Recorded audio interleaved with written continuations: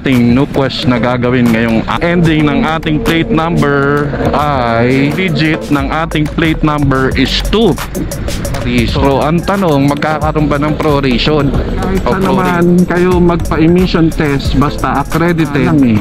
Siyempre iba-iba ang insura. Emission test plus 600, mga 1.6 lang dapat makasingit dahil tayo ay hindi pa naman. Pag gano'n na may miss si Lord, kaya ingat-ingat ang testing dito sa May Remed. Sulat pa ba? Hindi pa uploaded ang ating plate. Gawin natin, pupunta tayo ng Moto Italia. Try naman natin sila tawagan. Sadly, walang sumasagot. Binayaran natin noon nung kinuha natin itong mga bagong pro. Siyempre, negosyo, kailangan nila pamita. Since malapit na naman tayo. Anyway, bago ang lahat, salamat bro. At so nandito na ako sa Moto Italia. Ayun si Boss Wilbert. Mga kanuquest, mga ka-Vespa, si Boss Will part 2 na itong video na to.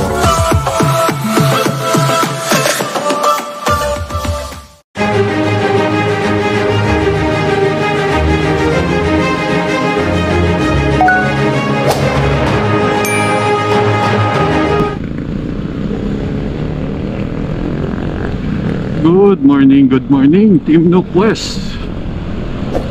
Welcome sa panibago nating adventure. Ano nga ba ang gagawin natin ngayong umaga? So, yung last video ko is about registration pa rin. However, nag-fail tayo nung araw na yon iparehistro ang ating motor dahil may problema, dahil hindi uploaded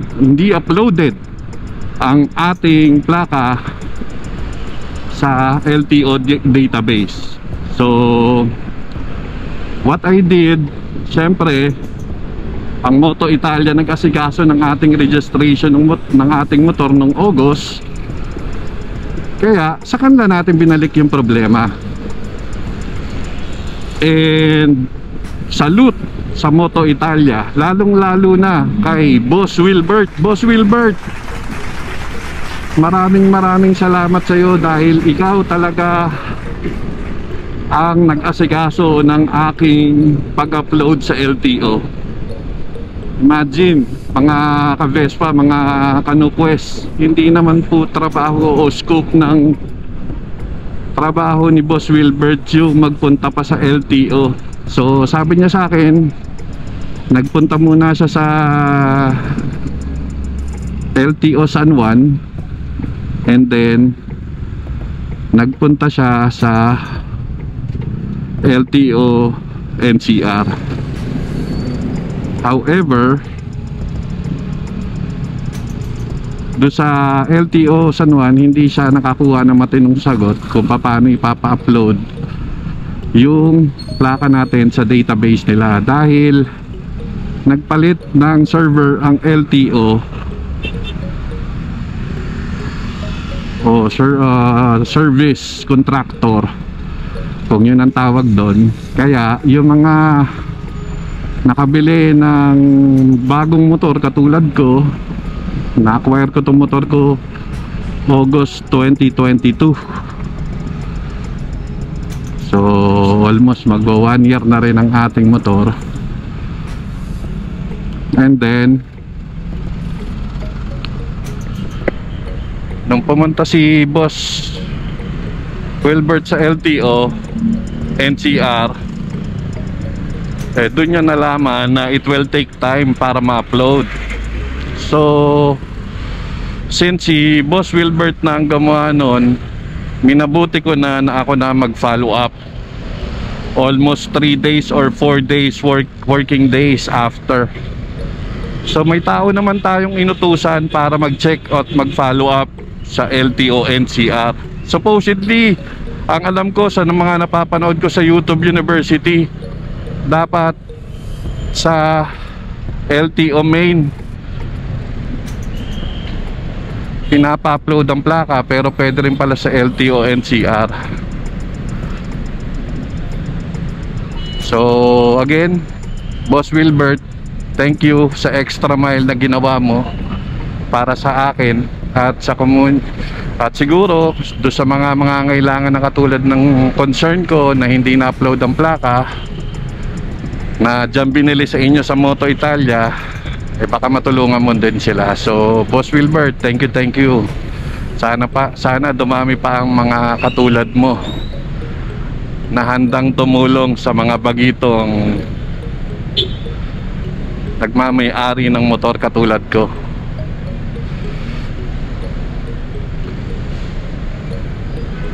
So eto, pupunta na tayo, magpapa-emission test na tayo kasi by the way mga kanuquest, mga ka-Vespa, kung hindi uploaded ang plaka nyo sa LTO,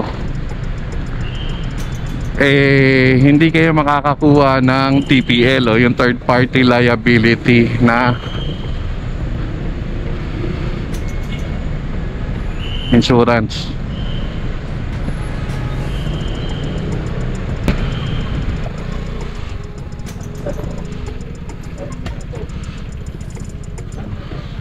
Sabi ni Kano Kagagabad, 33 number. Ito na, okay na to. pang insurance, siya na. Ano ba sabi ni Kano? Wala, offline ng insurance. Patay.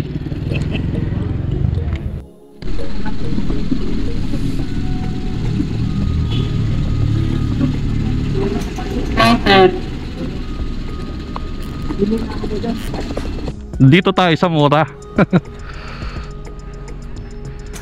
Ayan mga kanuquest, ka-Vespa, kung doon kayo kukuha sa GPM nakatabing insurance, doon 650. Dito kay Ate Tess 400 lang. Ito mga kanuquest, mga ka-Vespa, excited na tayo. Makukuha na natin ang ating OR.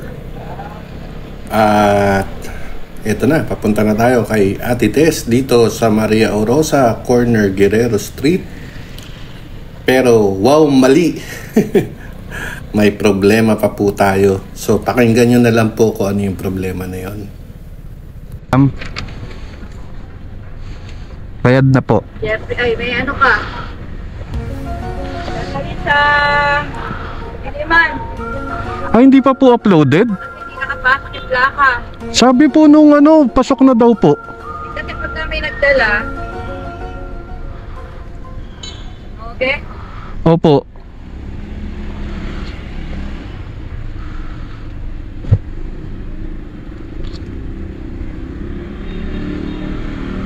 Or import. Import. Ibig sabihin yan, dadalhin mo sa LTO Diliman. Oo. Papasok nila yung plaka mo. Saan na ba nakapahala? Opo, pinasok na po sa NCR eh. Kaya nga, ikaw pupunta doon. Kung kami pupunta, gagawa mo kami ng authorization letter para maproseso to. Ah, ganun? Kasi pera pambayad sa registro ay for import siya. Import. Kung ikaw pupunta, mas mabilis. Pero kung pupunta po ako ng South, Hindi, sa LTO mismo sa main sa main? city. Doon mo dadalhin to. Ah, ganun? Yun, mga kanuquest, mga ka-Vespa, finally nakuha na natin yung ating rehistro.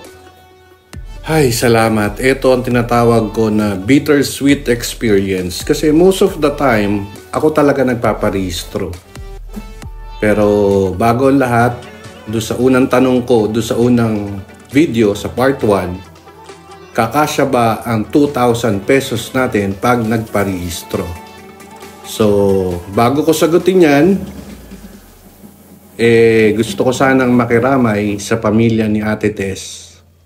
Sadly, pumanaw na po si Ate Tess. Kaya sa pamilya po ni Ate Tess, taos puso po akong nakikiramay.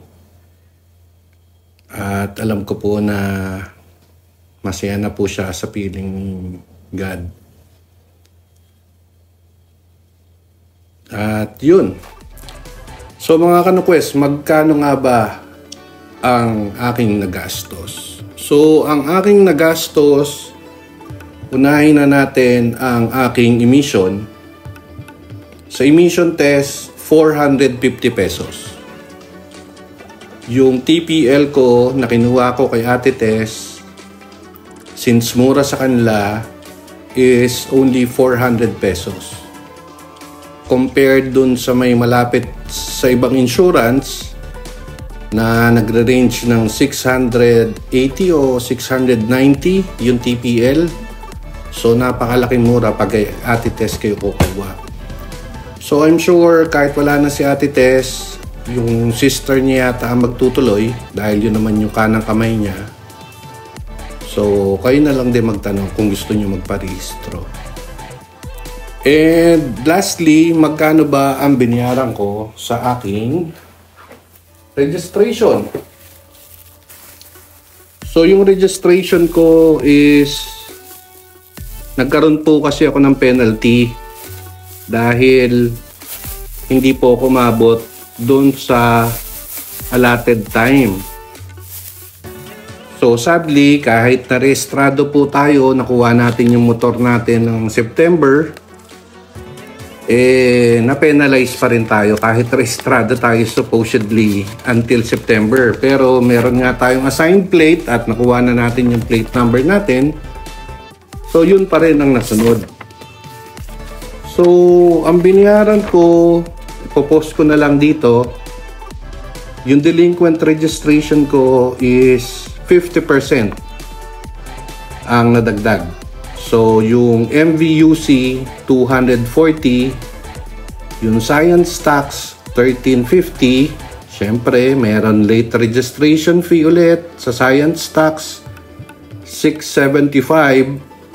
Then, legal research fee is 10 pesos. So, technically, ang binayaran ko is 390 pesos and 25 centavos. So, kung kukumputin mo siya, lahat-lahat, aabot talaga ang 2,000 pesos mo. Okay? 1.5 lang nga yata o 1.6 lang. Hindi ko na kukumputin. Bahala na kayo mag-compute. So, with regards dun sa akin, ayan, nagpaayos na lang ako kay Ate Tess. Nagbayad ako ng 300 dahil nakisuyo ko na sila na magdala sa LTO. Kasi during the time na nagpa-emission test ako dito sa video, nakita nyo naman offline sila. So I don't have other choice rather than going back the next day, pinaasikaso ko na kay Ate Tess. And sadly, isa pa, pa-upload naman ni Boss Wilbert sa LTO NCR. However, babagsak ka pa rin dapat sa LTO Diliman. Sa main ka magpapa-upload ng plaka mo pag hindi uploaded. So wag nyo akong gayahin. Nakala ko okay na. Dahil sabi ni Boss Wilbert, hindi niya rin siguro alam. We cannot blame him. Tinulungan niya ako. Ang problema, i-import pa from NCR going to Diliman. So, nadoble lang ang trabaho. So, lesson, kung hindi uploaded ang plaka, go straight to LTO main. Doon sa mga nasa probinsya, hindi ko lang alam kung ganun din ang sistema sa inyo. Anyway, tatanungin nyo na lang yung insurance company na TPL na pagkukunan nyo doon sa mga malapit na sa inyo para siguro mas alam nila, okay? Para klaro tayo doon. So, ito yung experience ko na first time ko nagpalakad ng papel. So far with Ate Tess service, dahil nagbayad din akong extra 300 para lakarin nila sa LTO Diliman, again, kesa ako maglakad sa gasolina, nakisuyo ulit ako. So at the end of this story, kakasya ang 2,000 pesos mo pag nagparehistro ka. Sobra-sobra pa. Okay? So mga kanuquest, kung nakatulong sa inyo tong information na to, sorry kung masyadong natagalan, talagang busy lang ako. Ayoko na sana gawin to, pero when I heard what happened to Ate Tess, minabuti ko dito na ipadala ang aking pakikiramay sa kanyang pamilya at thankful ako sa kanya dahil natulungan niya naman ako sa concern ko. So, Ate Tess, I'll see you soon. Ayun naman. So, mga kanuquest, kung nagustuhan nyo to, paki-hit yung subscribe button. Hit nyo na rin yung notification bell para updated kayo sa mga susunod nating video. So, marami na akong susunod naka-line up na videos. Medyo maluwag-luwag na schedule natin. Kaya expect na at least 1 or 2 videos every week, gagawin ko na yon. So, hanggang dito na lang. May the good fortune be with us. Bye-bye! Until next vlog. Bye-bye!